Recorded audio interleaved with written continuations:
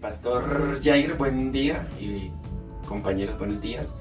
Nos corresponde hoy el tema de la vida, el concepto de vida eterna según el Evangelio de San Juan.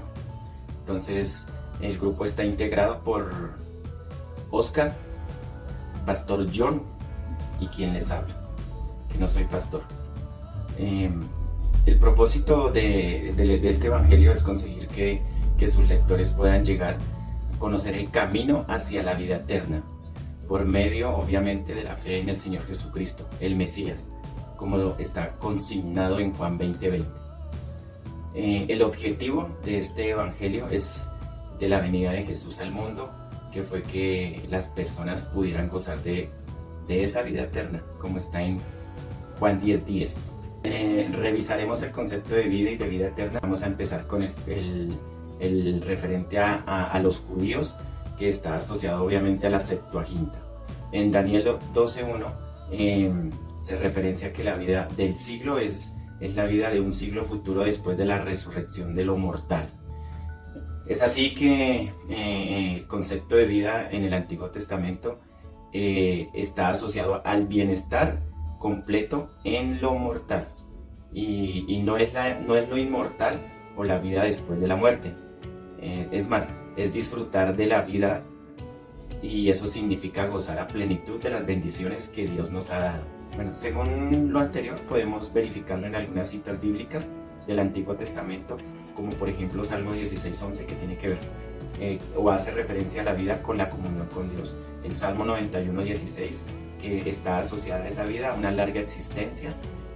Por ejemplo, de Deuteronomio 28:1, que está asociada esa vida a prosperidad. Deuteronomio 8:1, que está asociada a seguridad. Y bueno, Eclesiastés 9:9, que está asociado a bendición familiar. En términos generales, al pasar el tiempo, el concepto de vida ya significaba comunión con Dios, disfrute de la presencia de Dios, y un disfrute también de las bendiciones que Dios nos da. Ni siquiera la muerte podía destruir esa relación, y además nuestro Dios vivo, haría posible que su pueblo trascendiera la muerte. Eso lo podemos ver en el Salmo 49:15. Desde el punto de vista de los judíos, la muerte no era el fin de la existencia humana. Habían dos aspectos, que era la resurrección y la muerte, pero había un intermedio que era el Seol. La resurrección estaba asociada para los justos y la muerte estaba asociada para los malos. Ahora miraremos un segundo aspecto, que es la vida desde el punto de vista del gnosticismo. Esto hace referencia o toma como referente los escritos herméticos, que son un libro de la antigüedad y asociados a un pensamiento religioso gnóstico, en el que la vida desempeña un papel muy importante. Aquí los gnósticos, la vida para ellos representa a Dios, y a Dios se le llama mente, nous, y es luz y vida. Para el gnosticismo, Dios creó al primer hombre a su imagen, pero se contaminó del mundo y se mezcló con el mundo. Y esto tiene una doble naturaleza, materialmente mortal y esencialmente inmortal. Eso hizo que el hombre llegase a hacerse ignorante de su verdadero ser, y entonces fue sometido a la muerte. Y ellos afirman que comprometerse con el mundo material significa ignorancia, y esto inevitablemente conduce a la muerte. Miraremos ahora el concepto de vida que está asociado a los evangelios sinópticos, Mateo, Marcos y Lucas. Aquí el concepto de vida eterna se habla de la vida del siglo venidero, como se narra como se evidencia en Marcos 10, del 17 al 30. Aquí esta parte es muy interesante, porque ellos se preguntaban cómo heredar vida eterna, y ellos pensaban en la resurrección. Y para ellos eso era la vida eterna, que es vida en el reino de Dios y se hereda en el siglo venidero. Para ellos, para los evangelios sinópticos, se evidencia que la llegada del Hijo del Hombre representaba para ellos un hombre justo y un hombre malo. El hombre justo tenía vida eterna, mientras que el hombre malo era castigo eterno. Miraremos ahora un poco más en detalle el concepto de vida y de vida eterna manifestado en el Evangelio según San Juan. El enfoque que se da en este Evangelio es estrictamente escatológico y la vida eterna estaba asociada con las Escrituras, como lo narra el Señor Jesucristo en Juan 5:39. Allí la enseñanza es rabínica y está enfocada a la vida del siglo venidero. Hay dos citas bíblicas que son muy importantes y es Juan 3:36, donde se habla de el destino último, pero también está en Juan 12:25, donde se hace una presencia o se presenta mejor una estructura antitética. En el Evangelio según San Juan, el concepto de vida eterna tiene dos dimensiones, una dimensión presente y una dimensión futura. En Juan, la vida del siglo venidero está asociada al creyente y una nueva vida mediada por Cristo y a su palabra. Algunos versículos que respaldan esta verdad están en Juan 6:51, Juan 6:33, Juan 12:49, Juan 1:25, Juan 6:63. En el Evangelio según San Juan, la vida que reside en Jesús es la vida del siglo venidero y la dimensión futura de la vida eterna incluye resurrección del cuerpo. En Juan 6:40, a los que Jesús ha dado vida eterna resucitarán al final. Es decir, que Jesús es la vida y la resurrección. Dice también el Evangelio según San Juan que el que cree en Jesús puede morir físicamente, pero vivirá de nuevo el último día. En Juan 11:26 exactamente se dice que como ya tiene la vida por medio de la vida en Jesucristo, entonces nunca morirá. Dentro de las dos dimensiones de la vida, la presente y futura, la relación está directamente con el Padre, donde Dios es la fuente de vida y solo Él puede hablar de resurrección, pero se la cede o se la delega a su Hijo. Eso está en Juan 5:21. Y ya para terminar, en Juan se afirma que la vida que pertenece al siglo venidero ha venido ya a los hombres. Entonces le doy paso a mi hermano Oscar. Cordial saludo a todos, buenos días, muchas gracias por esta invitación para hablar de uno de los temas trascendentales, neurálgicos que tenemos en la teología del Nuevo Testamento, a saber, la vida eterna. Y quizás es en Juan donde más controversias se han generado, se han suscitado en relación con el significado de vida eterna. Juan 17:3 postula, y esta es la vida eterna, que te conozcan a ti, el único Dios verdadero, y a Jesucristo, a quien has enviado. Para algunos autores, este pasaje, Juan 17:3, en sí es una definición. La vida eterna es conocer a Dios. Pero hay otros autores, como Downey Piper, que van a señalar que lo que se encuentra aquí en Juan 17:3, más que una definición, realmente es una mención a la naturaleza de la vida eterna, que es el conocimiento de Dios. Pero puede abrirse espacio a otra pregunta, y es, esta definición que está aquí dando el Evangelio de Juan en 17:3, más que explicar la naturaleza, más que decir qué es la vida eterna, puede que tenga algún mensaje de carácter gnóstico. Entremos a ver. En el pensamiento gnóstico, el conocimiento de Dios proporciona la vida eterna. De hecho, en el pasaje de Juan 17:3 está diciendo, y esto es la vida eterna, que te conozcan a ti. Por tanto, pareciera a priori que el conocimiento de Dios proporciona la vida eterna. Es como querer decir que hay un reino en donde está el soma, el cuerpo, o el sars, que es la carne, pero al mismo tiempo hay un reino del nous, que es la mente, o del neuma, que es el espíritu. Bajo ese sentido, pareciera que el pasaje como tal que estamos leyendo de Juan 17:3 tiene un claro matiz gnóstico, y es: hay un conocimiento y hay que ir tras ese conocimiento, porque es tras ese conocimiento donde está la vida eterna. Conocimiento de Dios va a proporcionar como tal la vida eterna, y por ende es hacia allá donde se debe ir, hacia ese conocimiento. Puede que este pasaje de Juan 17:3 sea un pasaje con un claro matiz gnóstico. Para poder entender entonces qué es lo que se quiso expresar a través de este versículo, tendremos que mirar lo que es el conocimiento en el Antiguo Testamento, así como lo que es el conocimiento para el pensamiento griego. El conocimiento en el pensamiento griego entonces nos va a hablar que este conocimiento se da a partir de un ejercicio de contemplación. Es un ejercicio donde se mira el objeto, se buscan determinar cuáles son sus atributos, y esto lo hago a través de la contemplación. Por tanto, el conocimiento en el pensamiento griego es un proceso más de aprehensión, es decir, es un proceso propio de la mente que se deriva de la contemplación.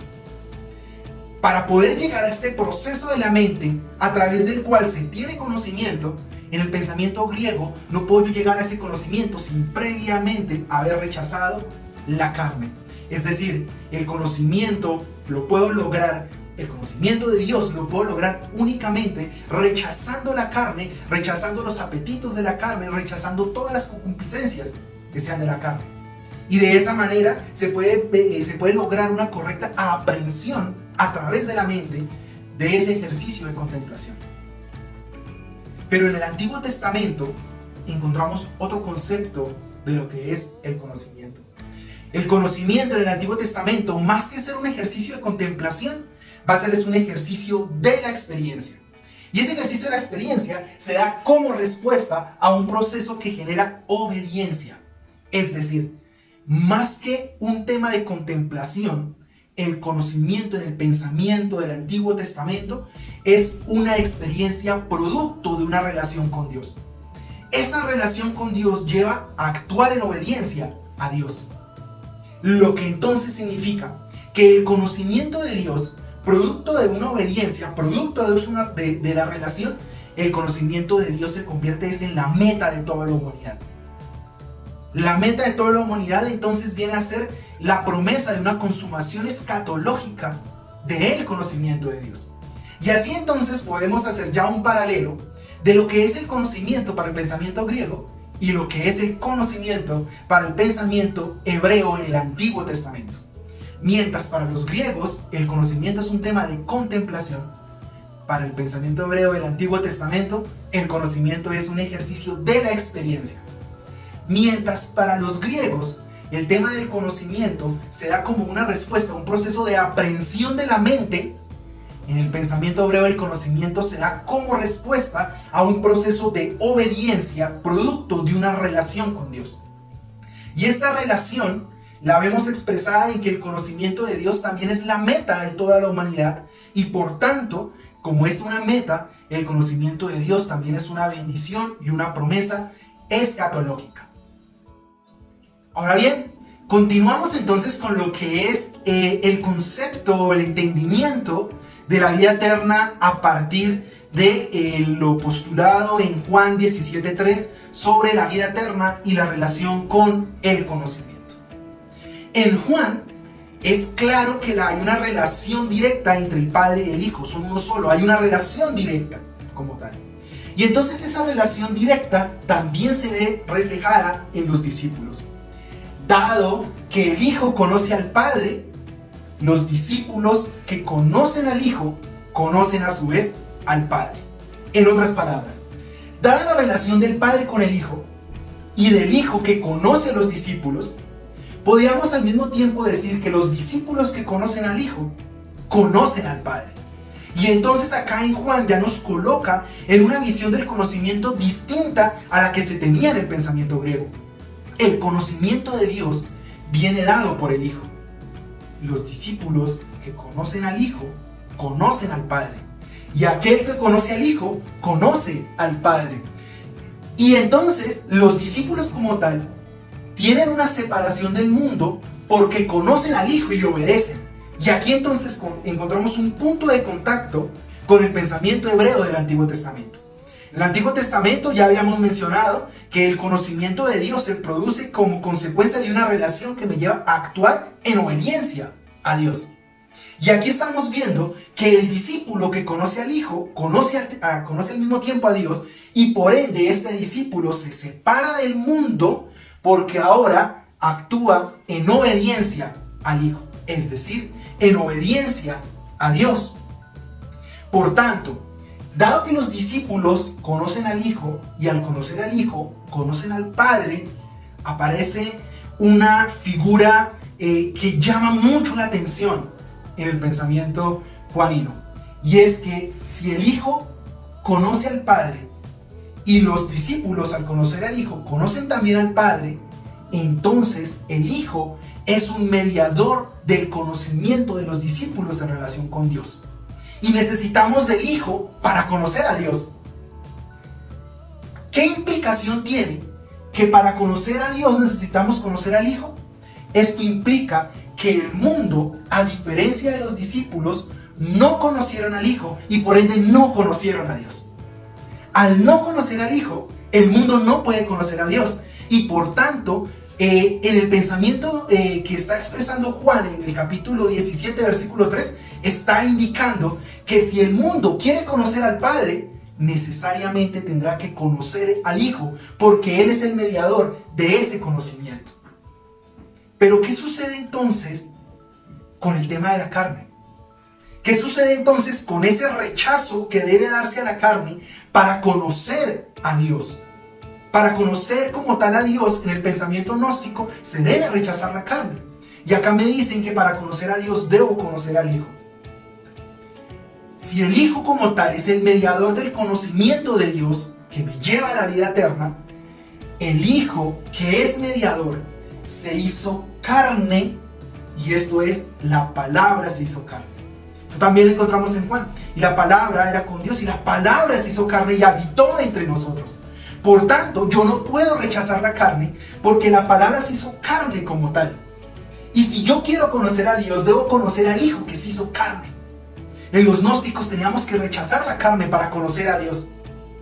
Pero Juan está utilizando esa misma lógica para decir no podemos rechazar la carne. Porque el Hijo que se hizo carne es el medio a través del cual conocemos al Padre. Entonces, aquí se cumple de nuevo esta visión escatológica de la que hablábamos en el Antiguo Testamento. El conocimiento de Dios es un conocimiento, una meta escatológica. Y esa meta escatológica viene dada por Cristo. Cuando conocemos a Cristo, entonces se cumplirá. Si me conociereis, también a mi Padre conoceréis. Y desde ahora le conoceréis y le habéis visto. El judaísmo creía que la visión de Dios era imposible en esta vida y que era una bendición reservada para después de la muerte, o que estaba reservada para el siglo venidero. Aunque sin lugar a duda, este pensamiento sigue siendo cierto. Como dice la palabra del Señor, a Dios nadie le ha visto jamás. Por cuanto Cristo ha venido al mundo, ha dado a conocer a Dios. De modo que si alguno ha conocido a Cristo, y este ha conocido a Dios. Por lo que este evangelio se enfatiza en ver y conocer a Cristo. Esta visión de Dios lo que difiere del misticismo. La visión de Dios difiere del misticismo la visión de Dios que presenta Juan es una confrontación y un reconocimiento personal mediado. Conocimiento de la verdad. La vida eterna viene en función del conocimiento de Dios.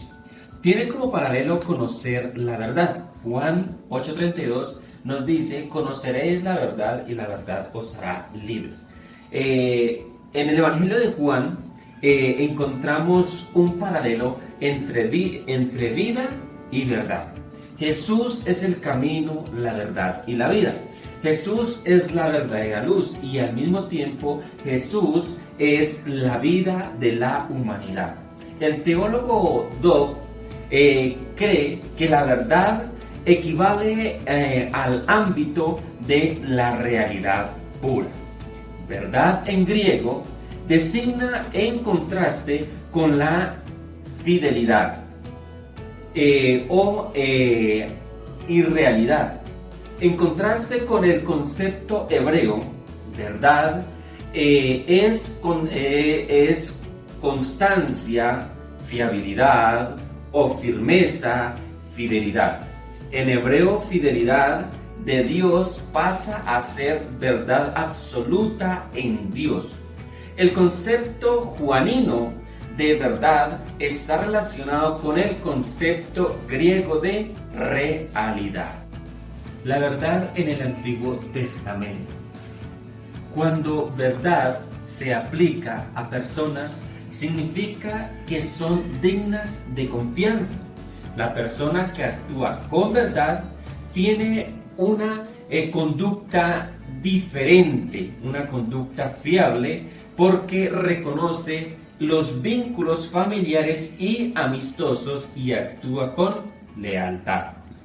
Verdad es una semilla en cuya calidad se puede confiar. Por ejemplo, una paz unida con verdad es una paz en la que se puede confiar. Verdad adquiere un uso significativo en el Antiguo Testamento. Cuando se describe a Dios, o aún mejor cuando se describe la naturaleza de los actos de Dios, su pueblo puede confiar en Dios, en el cumplimiento de sus promesas. Por ejemplo, vemos el cumplimiento de las promesas que Dios le hace a Abraham. Luego vemos el cumplimiento de las promesas de Dios y la confianza, la verdad, en el cumplimiento de la promesa en Isaac, pero también en el cumplimiento de la promesa en Jacob. Entonces también, verdad, los que temen a Dios son llamados personas, entre comillas, verdad. Es decir, personas que responden fiablemente. La verdad en Juan.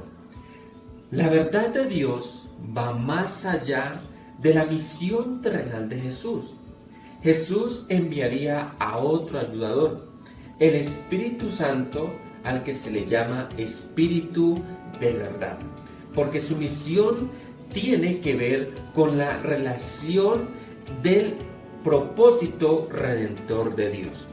La obra del Espíritu gira en torno a Cristo. La verdad en Juan no tiene nada que ver con el ámbito platónico de la realidad pura y eterna. Se trata de un concepto soteriológico que designa lo que Dios ha hecho en Jesús. Juan no habla en ninguna parte de la verdad que existe en el cielo y que viene al mundo. Encuentra su relación en lo que Dios ha hecho en Jesús para la salvación del ser humano. La verdad eterna, el conocimiento de Dios, el conocimiento de la verdad, todos son conceptos redentores que designan el cumplimiento del plan redentor de Dios en Jesús. Muchas gracias.